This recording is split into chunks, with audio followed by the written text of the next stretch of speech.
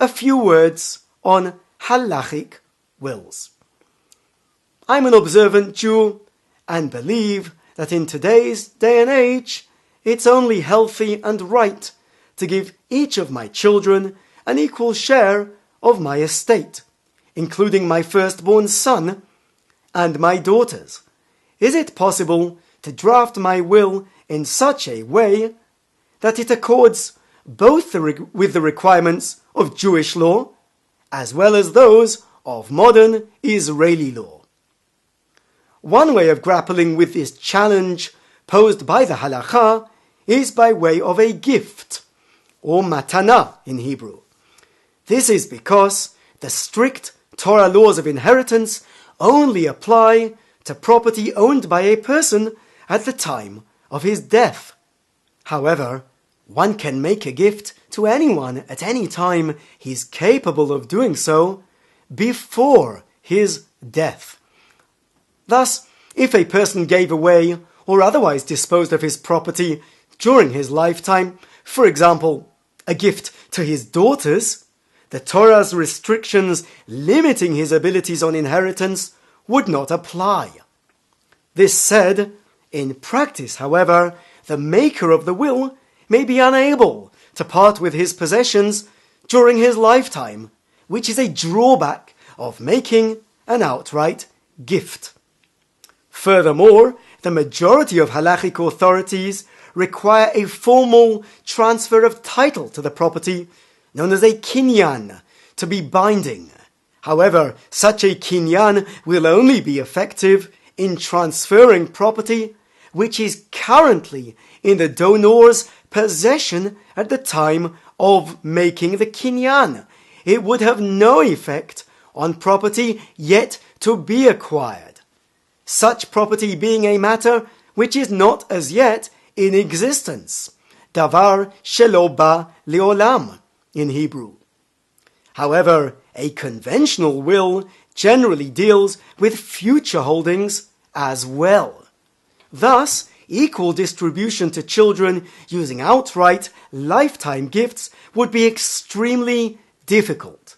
On a practical level as well, the gift approach has drawbacks. For example, a substantial gift made to a daughter while the parents are alive might generate considerable resentment from the sons. Another method to circumvent the halachic restrictions is via the so-called creation of an indebtedness, known as a shtar chatzi zachar or shtar zachar shalem. Simply put, this method enables a person to draft a secular will while effectively distributing his estate equally to both male and female heirs. He does so by creating an indebtedness well in excess of the total value of his estate as leverage to encourage his sons to carry out the terms of his will. Should they fail to do so, the will would require them to pay the full monetary debt to the daughters or to the non-firstborn sons. This debt becomes a lien on all of the will maker's property, both current and future holdings. In view of the above halachic problems or challenges, and in light of the above suggested potential solutions, my practice is to draw up 2 documents for religious clients interested in making an Israeli will. The first is a standard secular will drafted in Hebrew or English according to the laws of the State of Israel, tailored to the specific needs of the client, which usually involve distributing each will maker's property to the surviving spouse, and then to each of his or her children, whether male or female, in equal shares, whether firstborn or otherwise. The second document constitutes a so-called Halachic Wills appendix, based on a Hebrew document drafted by Rav Tzvi Yehuda ben Yaakov, a Dayan on the Tel Aviv Regional Rabbinical Court.